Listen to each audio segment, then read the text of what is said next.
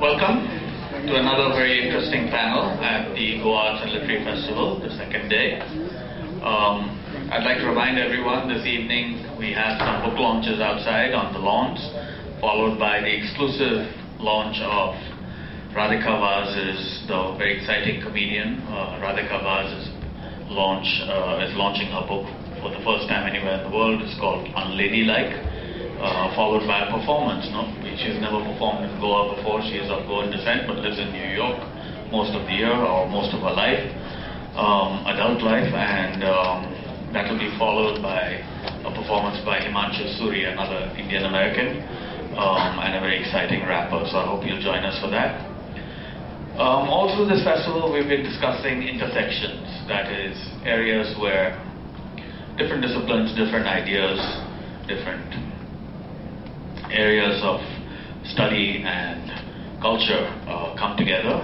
This is a particularly interesting one. I'm very pleased that this panel is consisted of these three wonderful individuals who are very well suited, I think, to cover a very broad range of ideas within it. Intersections, literature, art and aesthetics includes Anjum, Hasan, Saikat, Majumdar and Arun, Khopkar. Please join us on stage.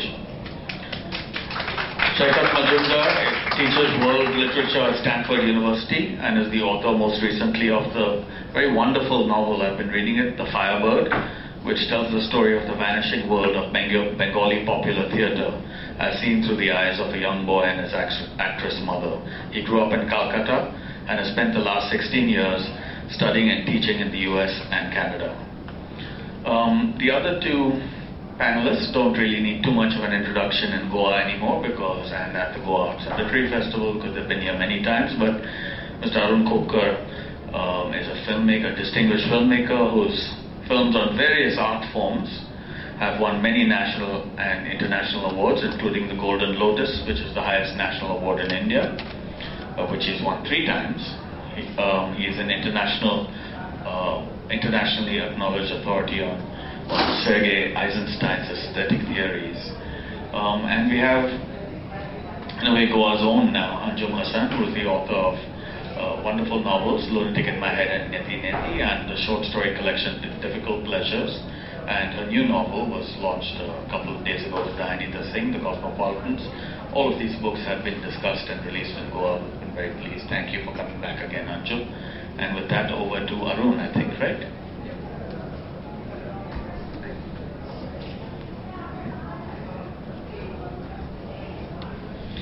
Thank you, Vivek. I'm extremely happy for the accident of finding myself in this session. I woke up in the morning and found myself in this session, but I fell in good company, so I have no regrets about it.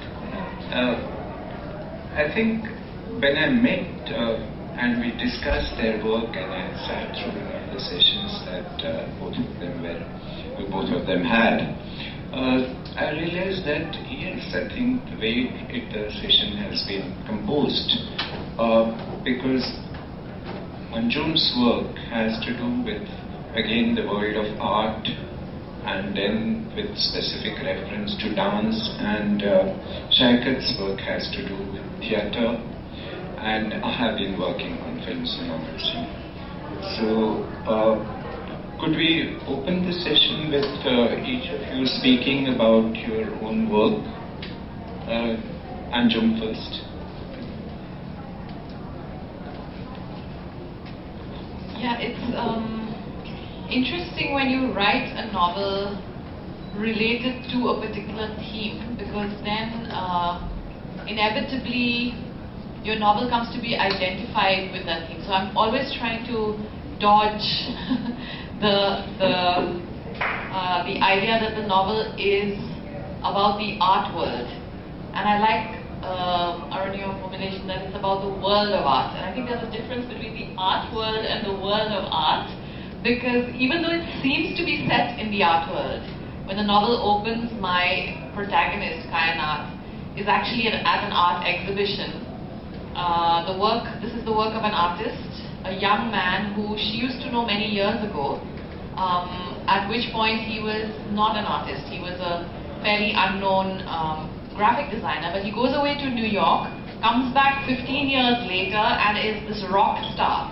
And the whole city of Bangalore, at least the art-loving people in Bangalore, completely agog at this boy who's taken the world by storm. And this piece of work, this artwork that he's showing, is going to travel all over the world, and it's going to be feted in the way that it's being feted in Bangalore. So Kainat, my character Kainat, is a little disoriented because she's never experienced this kind of excitement and this kind of hysteria around an artwork. And so she's listening to the conversations that are happening, not only around the artwork, but also about the artist. And it seems to her that the artist, as much as the artwork, is the subject of this exhibition. So in a way, all this would suggest to the reader that my novel is some kind of a comment on the art world.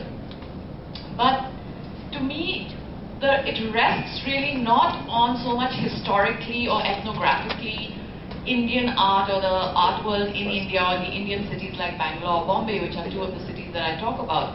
So not so much this historically as how all this filtered through the imagination and through the consciousness of my character, Kainat, who is a failed artist. She's somebody who did want to be an artist at some point, did not succeed, but has remained in very, very close contact with art in various ways. And one of them is through her relationships. Her friends are all artists or art critics or art collectors. She is somebody who's written about art, worked in an art gallery, even possesses some paintings that have gone on to be quite valuable. So I'm very fascinated by this Sanskrit term, the concept of the rasika, the lover of art or the experiencer of art, and how that could be perhaps an end in itself. That you experience art not in order to make a living out of it, not as a career thing, but simply for the love of it. And so you take that, which seems almost a pure, untainted kind of relationship with art, and you place that in all the hubbub and all the hysteria of the 21st century. 21st century urban India, artists making a lot of money out of art, some artists, the particular ways of talking about art, the particular ways in which art travels. So all of this, and you contrast that with Kainat, who still sees herself perhaps now anachronistically as somebody who just is interested in art for its own sake. So that very, very briefly is, at least that's the starting point, and then various dramatic things happen, and she takes a journey to the hinterland, and so on. But I won't go into that. This is how things start off. Well, thank you. I think, Saikat, if you could give us a sort of resume, a very unfair demand of a writer of your own work, and at the end of it, end of your exposition, if you could read out an excerpt which, with all context of where it comes from, I think you will get some flavor of the kind of work that we are discussing here. Thank you again for being here at the end of the day. I was very intrigued listening to Anjum talk about a kind of unmediated relationship with art, because I think the most interesting thing about her novel is it opens in a very conscious, self-conscious art world, gallery openings, and then this woman who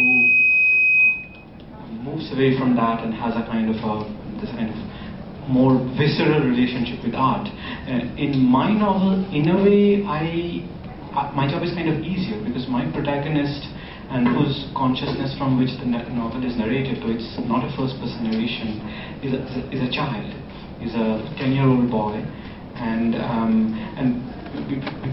the whole idea is that there's a lot of history around the sexuality and the morality of the woman in performance, but of course, he being 10-year-old, he has no conscious understanding of it. And of course, the challenge has been for me to sort of convey this sense to the reader without him understanding it. So it's, in a sense, a kind of a Bildungsroman, or a kind of what I like to call it, an anti-Bildungsroman. It's really about his growing up, and his mother is in the theater, and the kind of, I mean, what really sort of really got me thinking was the relationship between what I'd call time and space. Because when we describe, we are moving through space, and when we narrate, we are moving through time. And I guess when we describe, we are stopping in narrative time, and when we're describing, we are not. So it's and when you're talking about a fiction about the artistic world, which is so visual, this tension is kind of becomes really central. That how do you achieve the narrative temporality and the kind of descriptive relationship with space, because there are two axes, and when one moves, the other stalls. And the consciousness, the kind of growth of this boy is happening through this kind of time-space axis, and it's also very much a story of his relationship with his mother. Kind of, I guess, sexual possessiveness a boy has about his mother, and what it means to see his mother in a kind of role of public performance. How, and of course the kind of moral questions it brings up, that art is literally speaking false. Now, is that a bad false or a good false? And when does child realize that falsity is sort of beyond this binary of good and bad? And at the same time, how this initial pride of this boy to see his mother in a public role becomes poisoned by society's attitude towards women in performance, and how he slowly develops into almost a kind of hardened criminal through this destructive, toxic relationship with this art form, theatre. So I'd like to think of this novel as a kind of a tribute to theatre, but a kind of negative tribute, a kind of tribute to its really destructive power. But of course, at the fundamental level, it's really a story about a boy growing up in a family, and his relationship with his mother. As Arun suggested, I'll read a very brief passage to give a sense of how this performance is inflecting his relationship. So this is a part where he's very close to his grandmother, and they have this ritual where every night before he goes to bed, he does his grandmother's hair. It's kind of a playful thing, because he's 10-year-old, he obviously can't do it very well, but it's something he does for his satisfaction. And his mother every evening is gone. She's out rehearsing or performing, and she comes back very late. And it's a painful thing for him that his mother comes back so late. And this is already happening in a household where there's a lot of intrigue and suspicion about what his mother does. Why is she out so late? Why is she rehearsing with men? And they often ask him, like, what was she wearing? Was she doing this? And he doesn't understand the import of these questions. But he slowly grows to understand that they have a kind of sinister goal. That so when his mother goes and takes off a sari and wears a salwar and his grandmother asks him, like, oh, what was she wearing? And he's smart enough to lie that no, she was wearing a sari. So from there on, the novel grows, and this is the point where he has this exchange with his grandmother. The cluck, cluck, cluck of the lizard in the room echoed in Ori's brain. Mama, that's what he calls his grandmother, he said, pausing on a breath, his fingers frozen over a braid almost done. What is it, Ori? Mama, he repeated, fear and excitement battling within him. Ma and Shomer and uncle were in bed, and they were kissing. She swung around with such a sharpness that he feared that wisps of her hair, locked in his fingers, would get wrenched from her scalp. Where did you see them? Her face ashen.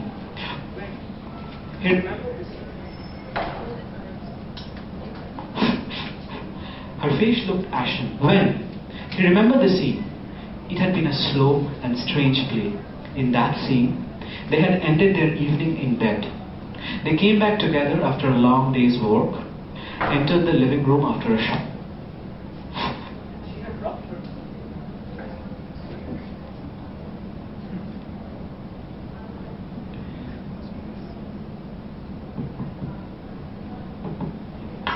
She had rubbed her shoulder-length hair with a towel.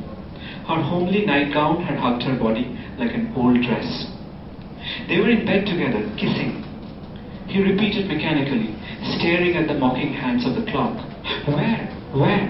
Mum's voice trembled and grew faint. He would tell her everything. The story of his mother slipping into bed with a man, of their laughing quarrel under sweaty, crumpled sheets, with the meaningless noise they had poured into each other's mouths.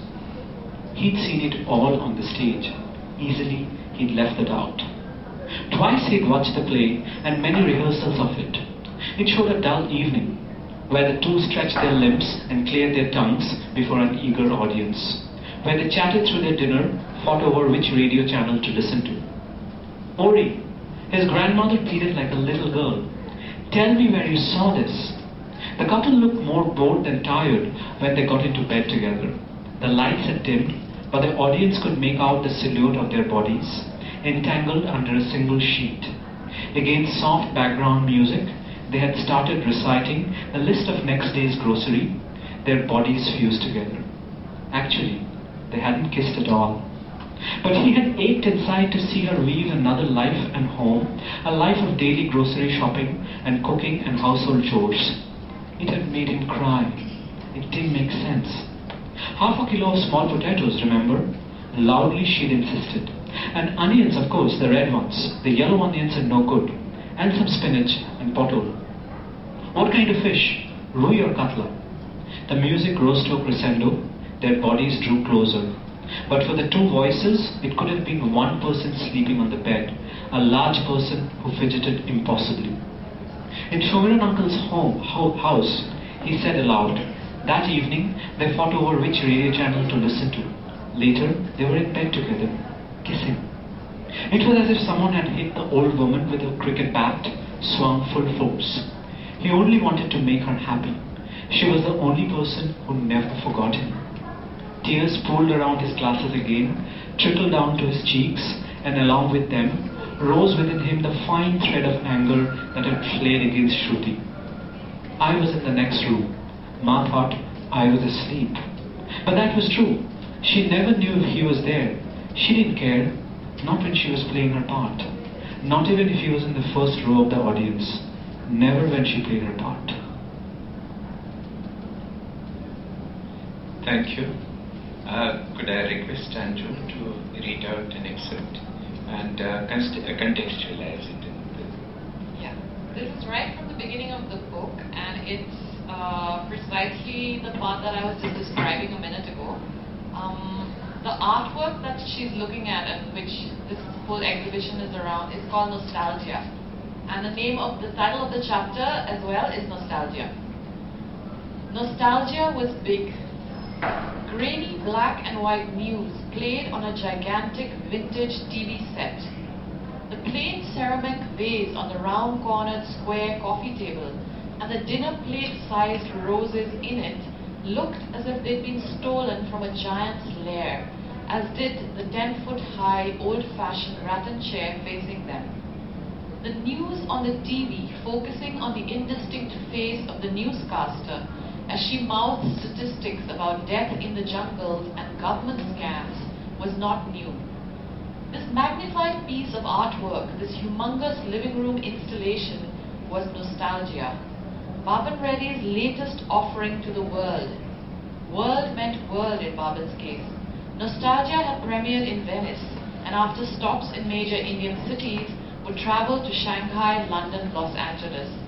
Then, Baban would go back home to New York, and the art aficionados would wait, perhaps with mixed feelings, but inevitably a sense of anticipation for what he was going to cook up next.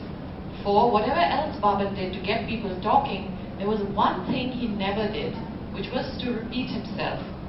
Each new piece was a surprise in relation to his prior work and offered no clue about what was to follow. Kainat climbed the step ladder set up by the chair and sat down Lilliputian at its center, watching the news, except that it wasn't the news she was watching, it was Nostalgia. Wherever in the world Nostalgia went, the news on its TV screen would always be the previous days. From country to country, Nostalgia would travel, bringing up the rare, as it were, reminding us, according to the exhibition catalogue, that we are victims of today, hostage to tomorrow, and nostalgic for yesterday. Around Kainat, people ignored the artwork and drank their wine, their conversation muffled by the creamy canapes they were stuffing their mouths with, their sidestepping movements signaling high excitement. What excited them? Was it art? Was it Baban? Was it themselves? From her perch, Kainat surveyed the newness of the crowd. They had overrun the familiar figures, the modest artist, young savants, self-effacing patrons of art, ardent critic or two. That was Bangalore's art scene, but today it had been transformed into something strangely electric. Baban had returned in glory to his hometown, and these heads of companies and leaders of enterprises, movers of share prices and shakers of public opinion had come here to lend glamour to the scene, bringing into the marginal activity of art an unusual energy. Perhaps they'd learned of the handbag Baban had recently been invited to design for an undisclosed sum for that famous French fashion house. Sitting there on that chair for one that was big enough to hold four, Kainat felt disoriented. And it was not just the scale of this installation, nor only the unfamiliar air of expensive perfume and boisterous laughter in proximity to art. Just 15 minutes ago, she'd been wandering in the quiet, leafy lanes of the swanky Bangalore neighborhood of Sadashivnagar, looking for the gallery, confused about the address. At every turn, she encountered soaring mansions of stupendous luxuriousness, and at every second one, she'd slowed down, certain a structure so showy could not be a home, wondering if it was perhaps the place she was looking for. When she finally found it, Navya turned out to be nothing like those designer residences. It was a charming modernist throwback, a functional warehouse-like building with nothing in its simple wooden exterior to indicate that art lay within. Continuing her scrutiny of the room, Kainat spotted an artist friend, a painter of limpid watercolors of old Bangalore that were, unlike Baban's tongue-in-cheek nostalgia, genuinely nostalgic. They waved at each other, and she knew that she ought to go over and chat. But the oddness of the evening had started to affect her, anxiety bubbling through her like a tablet taking its time to dissolve in a glass of water. Before she could think of more profound metaphors for her state of mind, her ex-boyfriend, Sati Thakur, came up to her and touched her dangling ankle with one nicotine-stained fingernail. Partner, she called, surprised to see him. He only went to art shows at Kainat's insistence, and she had certainly not insisted on this one. They were set on different paths now. She still devoted to that increasingly estranged thing called art, he being knocked around on the streets of the so-called real world. Perhaps she had mentioned the show in passing last evening, or left a newspaper lying open. In any case, here was Sati now, unexpected and unremitting, still holding on to her foot, despite being the kind of man who rarely touched in anyone in public, and certainly not a woman he had given up his right to. What gives, she asked with deliberate civility, her confusion now complete. Several disconnected planes were coming together on the canvas of her life, making her feel that the cubists were right. Look closely, and the whole picture is not singular, but a series of conjoined truths. Thank you very much, Anjum. I would like to begin with a couple of questions to both of them, and then we'll throw it open because the sign has come, the 10 minutes left. So it's the Damoclean sword. So I just felt that both these novels, when we were discussing, there was one thing in common, that there is a point of transition from one world into another.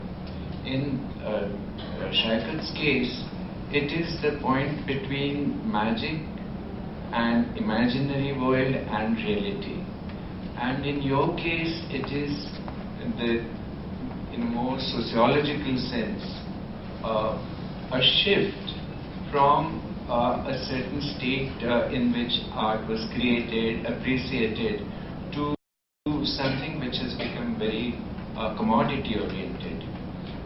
So, would each of you speak about this point of transition? And I think one more question for Saikat.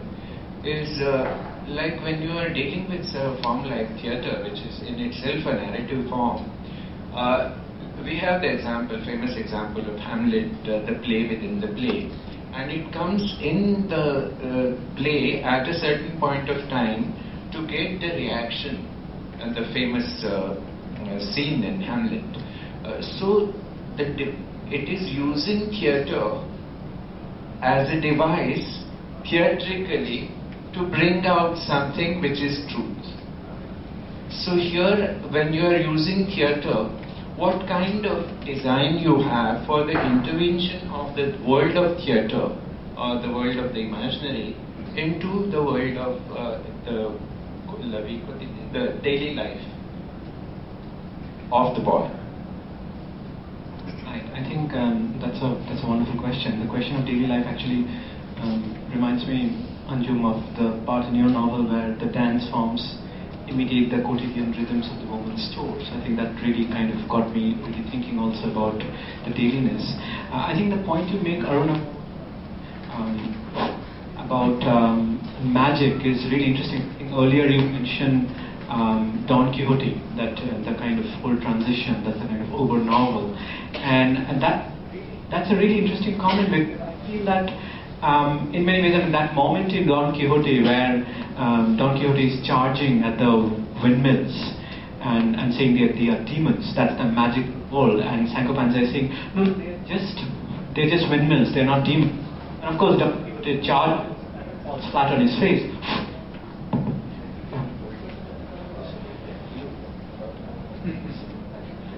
So it obviously falls on his face, and that is often the moment which is seen as the birth of the novel, the birth of real, the quotidian, and the kind of older world of feudal romance getting over, and now this kind of dry, sort of secular world of capitalism where windmills are really windmills are, kind of, and that's Sancho Panza's worldview. And it's very interesting when you talk of this transition between the magical and the real, because in some ways I see as my novel as trying to capture this older worldview, this kind of pre-modern worldview, and the art form of this pre-modern world is theatre. The kind of religious, the kind of ritualistic, the performative, this very embodied form, which is captured in the more abstracted energy of prose. And that is what I think the boy is moving back and forth between that, because for him, he's from that real and unreal world. That negotiation is what but I never thought of it in this term. And since you mentioned Don, it's almost like he's taking the reverse journey from the world of this banal capitalism. He's going back to this magical world, because the distinction has not actually happened for him, but it's definitely something happening between magic and magical and the real. Thank you very much. And he's dealing with a theatrical form which is historically located, and you are dealing with a dance form which actually you as a novelist are creating out of your own imagination. So it's a very interesting contrast that he is locating it in real time and space, and you are constructing a utopia, a utopian dance form. And also the search for that kind of world which your protagonist has also reminded me of Madame Bovary, for whom the romantic world was more important. So how do you see, and do you see any relationship between what I'm saying in your own frame of mind and the relationship with the form? Well, there's certainly a very strong sense of loss that I'm trying to explore in this novel through the character of Kainat. And the loss is operating at many levels. One, like you said at the very beginning, art as something, and perhaps this is also part of the myth, but certainly it has been true for a lot of people, that art as this untouched source of the spiritual, kind of spiritual solace. And what happens when that very thing that we consider untainted becomes also the source of a kind of a moneyed glamour, and the glamour is coming as much from the money as from the art. Certainly it's very, very disorienting for someone who is the age she is. She's 53 years old. Has had a father with a very Nehruvian outlook on Indian culture, and for her to be actually then witnessing this very dizzying shift, and the dizziness is very literal, because she's sitting on this gigantic installation that is meant to look like a chair, but it's actually 4 times the size of a normal chair. So there's a metaphorical quality to that artwork as well. So there is certainly a sense of loss, and then the journey into the romantic, the Madame Bovary kind of journey, or the Don Quixote kind of journey, whatever, but certainly a need to escape the Quixotian and move towards something that is perceived as much more genuinely, within quotes, the authentic. And in her case, it takes the form of a physical journey. It is as much psychological as physical, but she does leave Bangalore. Halfway through the novel, she goes to this place called Simhal, which I have created as an amalgam of various places that I've been to and places that I've dreamt about and imagined, which was once a kingdom. And as we all know, when the British left India, at the time the British left India, there were more than 500 kingdoms, large and small, that in a very kind of haphazard way became part of the Indian Union gradually. And I feel sometimes visiting these smaller places that still have palaces and kings, that it's been a haphazard transition into the modern. And I love that kind of liminal quality that some of these ex-kingdoms have, where you might still meet a prince or a king who still calls himself prince or king, and the character in my novel says, "Call me king." He does not want to be addressed as anything else. So let's talk of cabbages and kings. And I think one just observation before I throw it open to public is that you have described in some detail the kind of artifact created by this artist, and the very humorous nature of it is also the nature of the kind of installation art that is happening, where the older galleries could not contain this work. So the art is actually physically stepping out of the boundaries of the older art form of painting.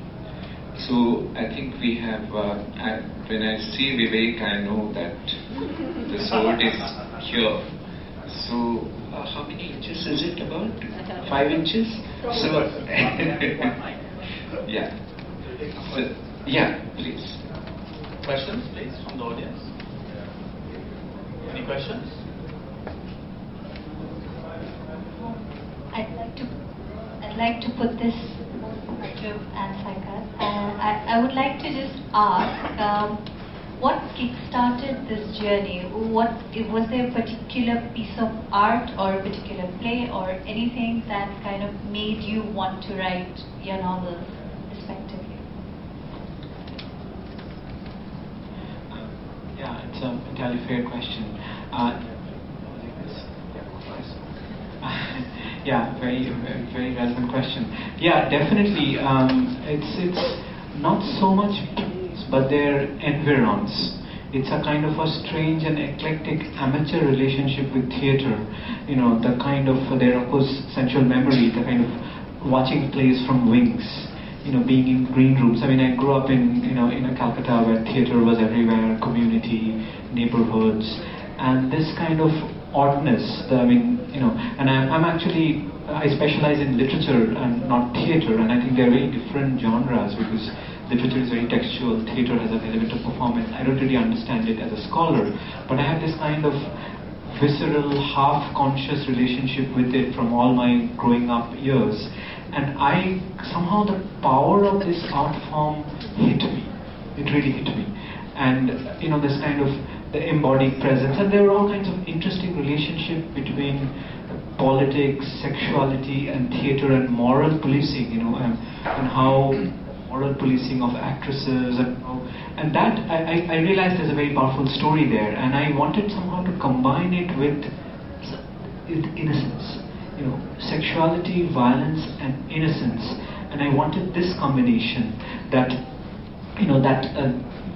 I think that's actually its most pressing, and that's how it kind of came through. But definitely in a kind of kind of very visceral relationship with an art form, and a kind of unmediated, unconscious relationship, because I have a relationship with literature which is very self-conscious and very theoretically sophisticated, but I do have a relationship with theatre and performance which is very theoretically naive and very raw, and I think the novel's point of departure was that relationship.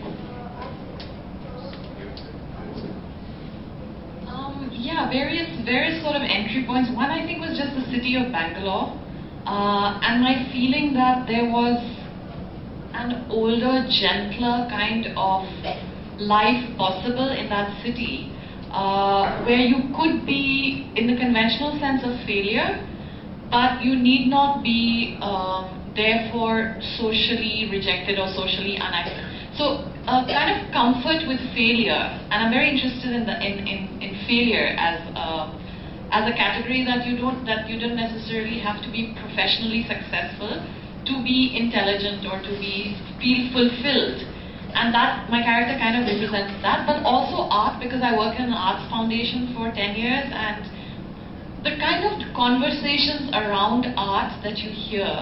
So I'm not necessarily taking sides when people are discussing whether nostalgia is a good work of art or a bad work of art, but I'm fascinated in the terms in which that argument is put. So just the way, the language we use to talk about art really fascinated me, and across the board, visual arts, dance, literature even, all of that. So to find a form which could capture our language of talking about art now in the 21st century, that was another thing that was driving me. Yeah, Arun, this is an extremely well-moderated session, so just an observation. I thought it was pretty challenging, but you really moderated it fantastically. Thank you very much. But you drew a lot of parallel from classics. That was very nice. I have a 14-year-old sitting here who I kept pointing that out to. But in your own writings, do you get inspired by classics? And if yes, Anjum, so do you get inspired by classics, and if yes, which ones would have played a role in books that you wrote? Well, in my previous novel is a 25-year-old girl who has only read 3 books in her whole life, one of which is Mana Bovary. I don't know if I would call that a classic. To me, it's like a very modern novel in some sense. The other is Swami and Friends, and the third is Swami Vivekananda. So all her references are from these 3 books, and she has a father who only reads Shakespeare. So all his references are from Hamlet, and she's grown up thinking of the lines from Hamlet as like ordinary talk. I mean, because it's been threaded into his way of looking at the world. So yes, I do draw quite a lot on classical. In fact, the man that I described, Sati Thakur, Kaina's ex-boyfriend, one of the reasons he leaves her is that she's always referring to English literature, and these allusions are always lost on him. So at some point he decides that he's had enough. Yeah, I mean, I guess your question makes me think, what is a classic? Obviously a classic is the canon, the university definition, and then I think classics are made, classics are continually made. And to answer specifically with respect to this novel, I think the way classics are kind of reincarnated by theatrical reinterpretation. So there are quite a few chapters in this novel where sort of Bengali reenactments of Western classics. So there's one scene where Shakespeare's The Tempest is actually, The Tempest, A Midsummer Night's Dream is actually enacted, and it's a comedy as you know, and there's something grotesque happens, and I wanted this grotesque thing to go with a sense of comedy. And then there's Streetcar Named Desire. So I think what's very interesting is how theatre recreates and recreates a classic, like by reenacting it, reproducing it, but in different languages, different forms, by not just translating it, by kind of adapting it into local conditions, you kind of make classics. There's Antigone. Antigone is another classic which is mentioned in this play. There's Tagore, who's not mentioned by name but is sort of hinted at. So it's definitely the shadow of the classics are all over there, but how they get different forms in a kind of intimate way is a big subject in this book. I think I would just like to sum it up very briefly, that I was so happy to hear that the forms that they were both using became so integral to their kind of narrative. I mean, just the humongousness of this nostalgia. It's not just something which you are taking for example, but you are integrating it. So your novel has digested that, and your novel digests theatre. And I think that kind of symbiotic relationship between art forms is, I think, the most ideal relationship. And thank you very much for a very intelligent and spirited discussion. Thank you.